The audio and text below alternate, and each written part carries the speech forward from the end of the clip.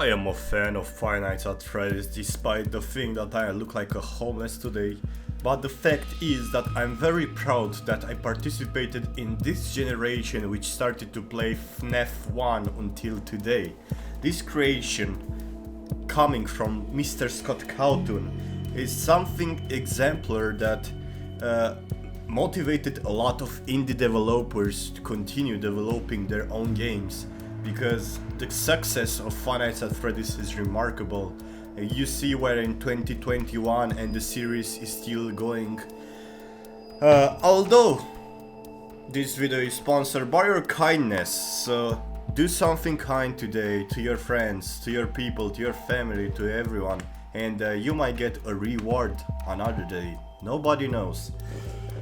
So, talking about Five Nights at Freddy's, there are a few problems which I always got this stuck in my head, because if you try to take a piece of paper, write down anything about everything, nothing is perfect.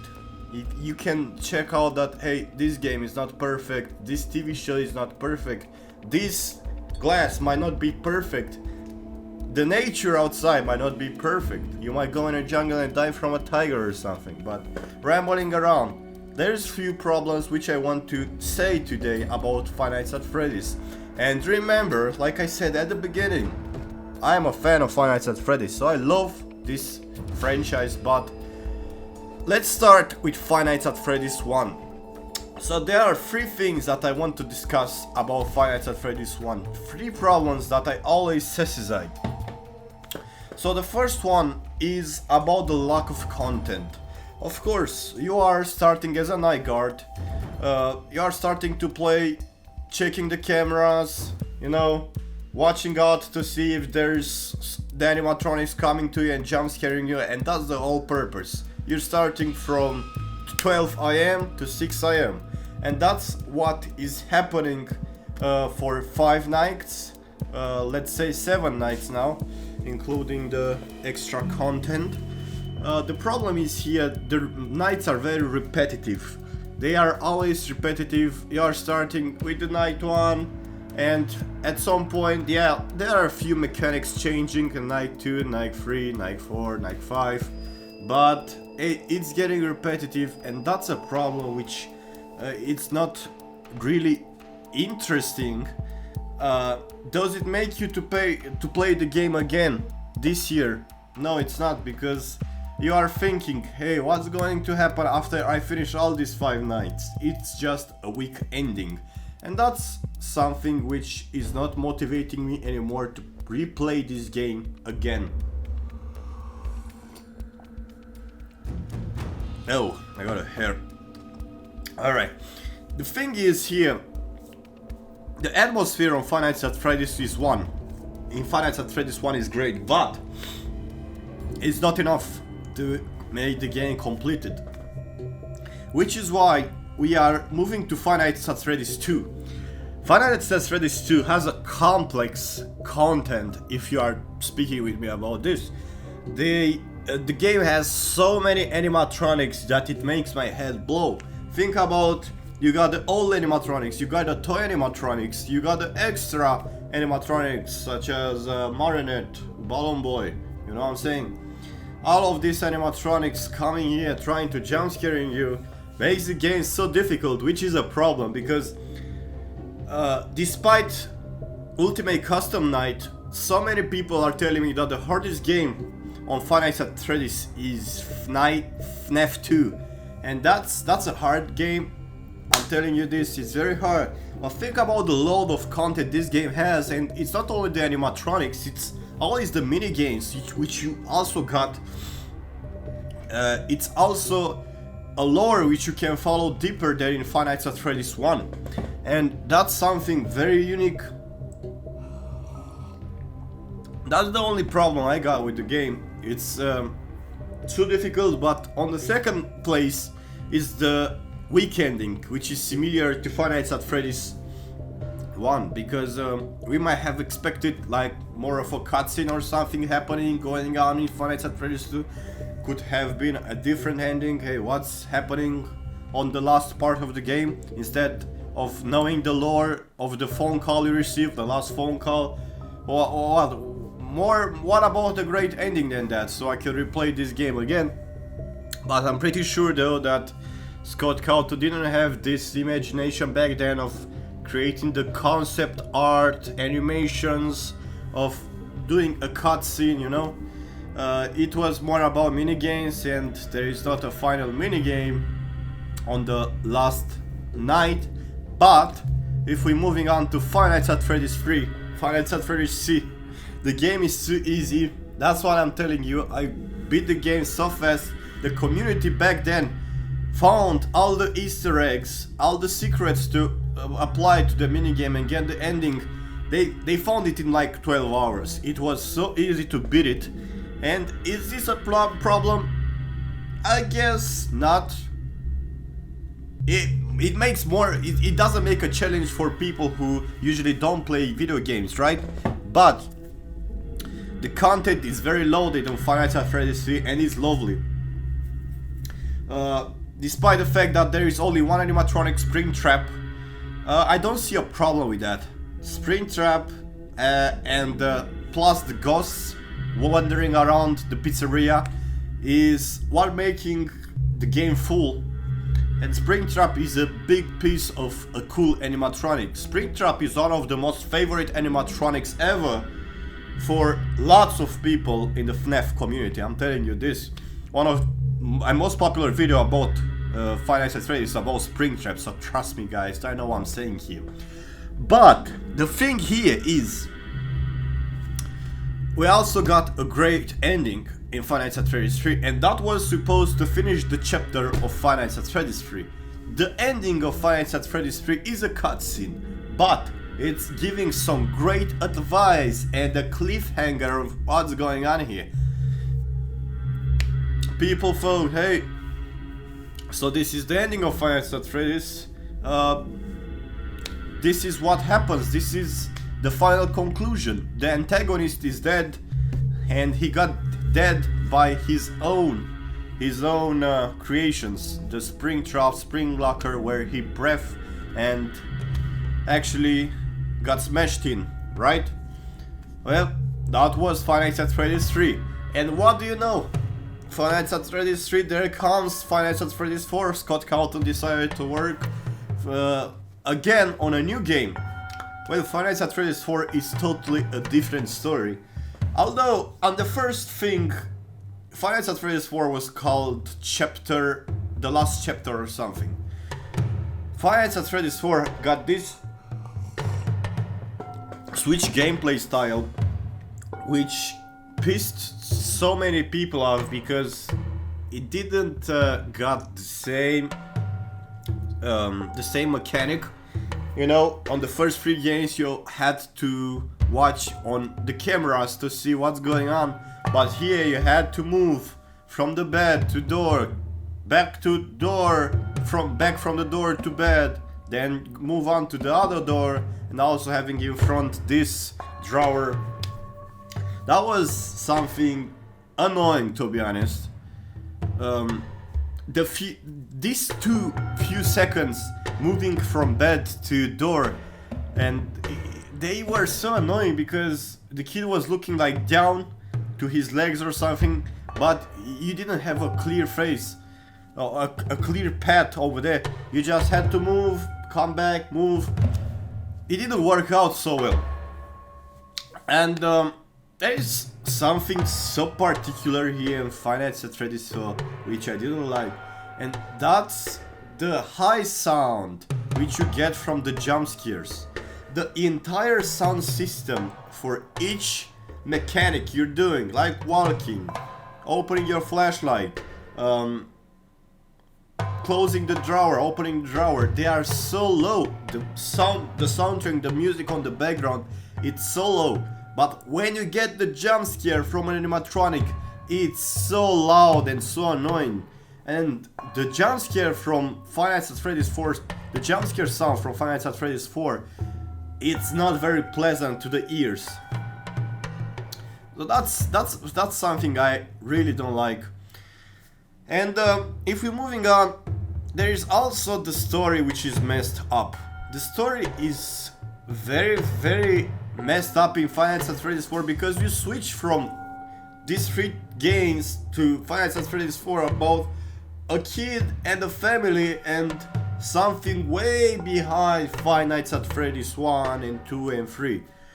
And it started to get people so confused. Who is this guy? And after that there was that bite from animatronic. Hey, is that the bite of 87, 97, the bite of 87? I forgot. But in the game there was different year of a commercial, and people got so confused about all of this that it was like meh.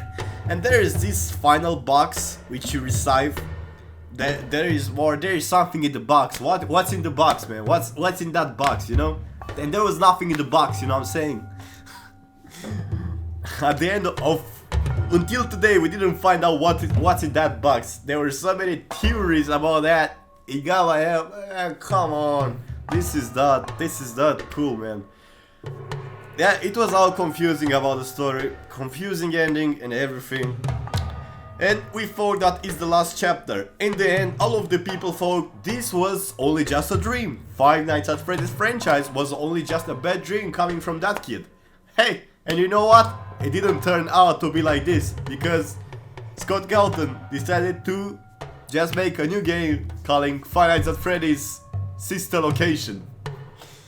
Five Nights at Freddy's Sister Location is that kind of like renewal, welcoming back to the scene. You know why? Because before of that, it's not Five Nights at Freddy's Sister Location, it's Five Nights at Freddy's World. Scott Cawthon had like a mental breakdown after Five Nights at Freddy's 4, and what happened is that he instantly said, I'm tired of making horror games, guys, let's just switch to something else. And he switched it to Five Nights at Freddy's World. In Five Nights at Freddy's World we got a different story, a different mechanic, different gameplay style, something, this kind of low 100% lore involved in the game. I could not understand Five Nights at Freddy's World since I played these 4 games. I am not familiar at all with this kind of games like Five Nights at Freddy's World, so it was so messed up. I couldn't play that. That's just a personal belief, a personal taste. I could not play Five Nights at Freddy's World. You I like, but think about the business here. Scott Cawthon have developed 4 games, all of them horror. Each year they were horror and being kept horror. Switching this as a business decision, switching all of this horror genre to this puzzle Five Nights at Freddy's World, it was the worst idea possible. But yep, he just didn't want to make any horror anymore, so that's what happened here. The game was first of all, the game was required some payment. It was on Steam. A lot of people refunded because they didn't like the game, and then Scott Cawthon decided to refund all the money to people, and he decided to make the game free. So it was a good decision from him.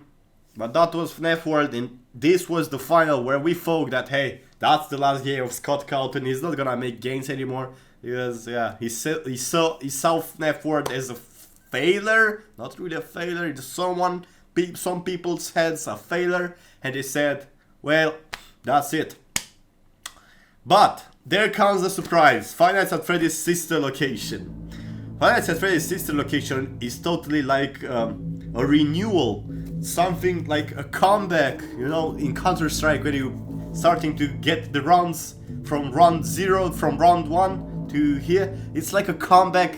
You're coming in Five Nights at Freddy's Sister Location, and you see the things are totally different and weird, and it's a switched gameplay style. Five Nights at Freddy's Sister Location has this story coming through from here to here. There is not something switchable. You have to come with the camera, switch to the room, see if the animatronic is coming, jump scaring you, bang, you finish the game at 5th night, and there you get a check. It's not like the first 3 games. This is totally different right here. And the thing is, you follow a story, a lore, with these charismatic animatronics which are actually talking with you right now, and you find out so much about FNAF family. You find out so much what is behind all of these Five Nights at Freddy's pizzerias, and that's a thing which I cannot complain. Five Nights at Freddy's sister location has such a sophisticated mechanic, such sophisticated gameplay, such sophisticated sound design.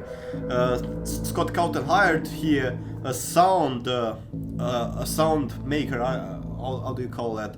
That career. He hired someone to make the soundtracks for him and a lot of sounds for him, which turned to be a great game. And after that, it comes with updates like Custom Night, where you basically have to watch the cameras and see if the animatronics are coming to you. And that's what made this game so full, so complex. It was such an incredible piece of figure right here. Now the thing is, the ending was also great, and everything on this was remarkable.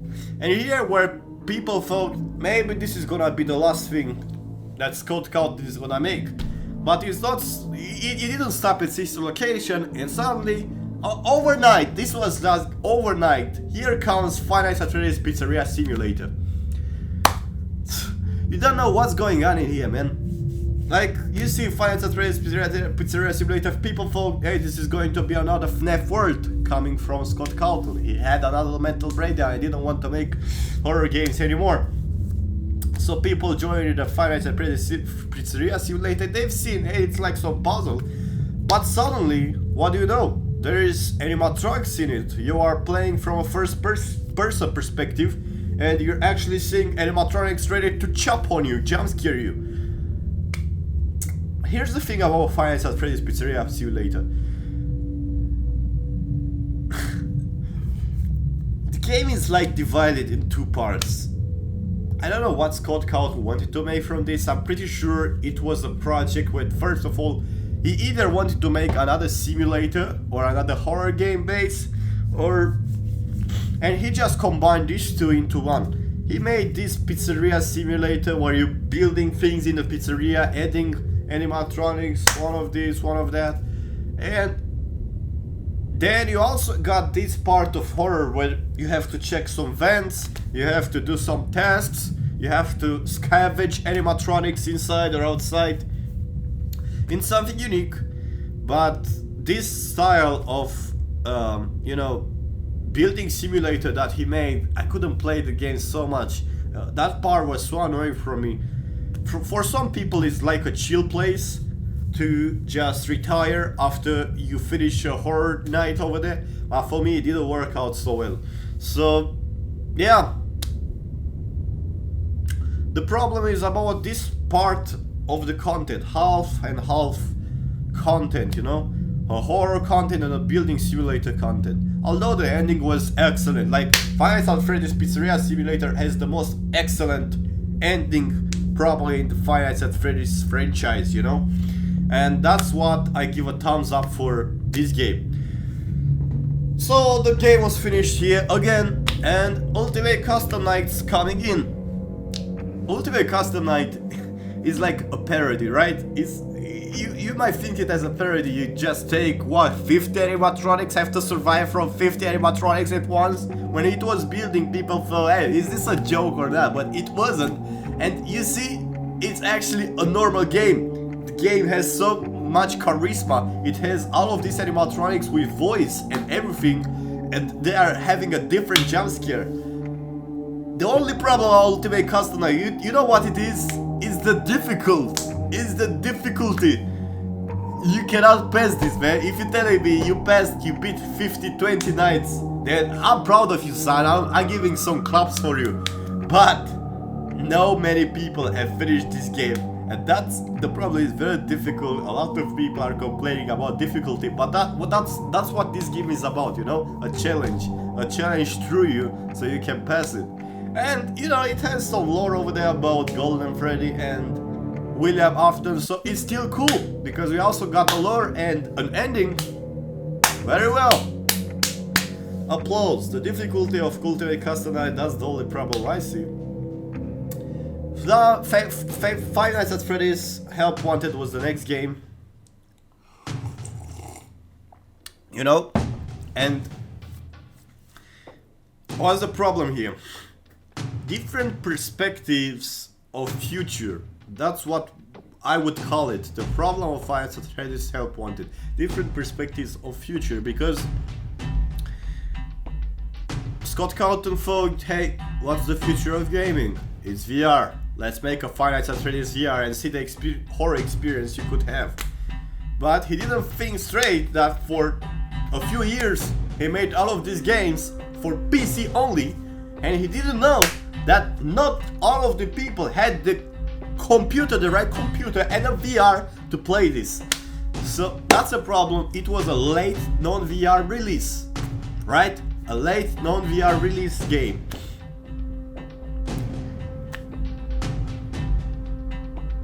He released the game right after he released a he and the company working on, I forgot how it's called, Steelwall, yeah.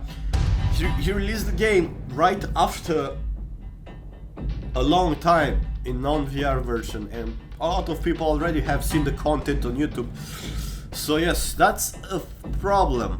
And the thing is here, you know, Five Nights at Freddy's security breach is coming, and this game, as you know it or not, this game is gonna be non-VR first. It's gonna have also VR support probably, but it's gonna be released for a non-VR thing. So we're gonna have a game non-VR here, but Help Wanted was VR right after the release. I don't know. But hey, it's good. They learned their lesson, right? So another new game is coming up is Five Nights at Freddy's AR. Five Nights at Freddy's AR is basically that game where you start it as an application on your phone and you have to search for animatronics like this. Well, it's a cool perspective. Another thing to just another vision you should have for the future. The problem is right here. The game is free, of course, but if you want to obtain some animatronic skins, which only has a different jump scare and a few voice lines, but the skin is different, of course, you have to pay so much money for that. Of course, there's rare chances to obtain these animatronics, but you have to pay a lot of money in FNAF AR to obtain certain animatronics, and that's a thing I don't like about the game. It's like a rip-off of money, trying to make so much money. It's still updating, there's always new animatronics here. But man, the thing is that you have to pay like what, $20 or $30 or $40 for one single animatronic, and that's something I do not support on games at all. Yeah. So, if we move on, we got Freddy in Space Suit, this game which is similar with FNAF World. It's a cool game, and I cannot complain about this game. This game was made especially for a charity, and it is specially dedicated for a person, for a FNAF fan who passed away from cancer. God bless his soul. Freddy in Space Suit, that was this game about, dedicated for that child who died from cancer, and it was practically for a charity made by MadPad Game Theory. It was made for this charity to earn so much money for kids with cancer. So I'm not gonna complain about this game at all. Respect for this game, God bless it. The next game that is gonna come is FNAF Security Breach. That's the next game, and I told you it's gonna be non-VR, probably in VR as well, but it's dedicated more for the non-VR player base, and we can play it very soon in 2021, I suppose. Maybe it's gonna be released on March, April, I don't know. So, we spoke about the games. I want to mention a few things about the books. I'm not gonna take each book of Five Nights at Freddy's, but the books of Five Nights at Freddy's, the thing is here. You got this story on the game, right? The problem is, in the book you also got a different parallel universe of Five Nights at Freddy's. There are a lot of characters in the books, there are a lot of story lore. And at first, Scott Cawthon said, you know, this information coming from books, they are not related to Five Nights at Freddy's games. However, later on, you see, there's a lot of information from the books that are related to Five Nights at Freddy's games. And not only that, it gives a lot of lore status of what's going on the Five Nights at Freddy's games. It explains much better. Of course, this is a business decision. I agree with that. It's always gonna be a business decision. Hey, you know, if people talk about the books have the lore of the games contained in here as well, well, people gonna buy the books to read it and see what's going on.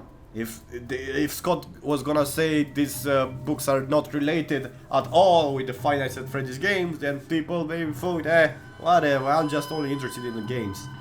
But as you can see, it's also included here, so that's a problem, because if you are not native speaker, non-English speaker, it's really hard to obtain these books. You have to order it on Amazon, eBay, and you could not understand a lot by reading, because a book is complex. It's not like a game. You have to read like 300 pages, you know. You have to read them, you have to find out clues. But of course there is always Game Fury, MatPat solving all of this, so watching him talking about the books is more easier if you cannot read it. However, yeah, the extended stories, it's not my piece of cake since I don't like to read. It cannot be my cup of tea, although this is coffee, so whatever.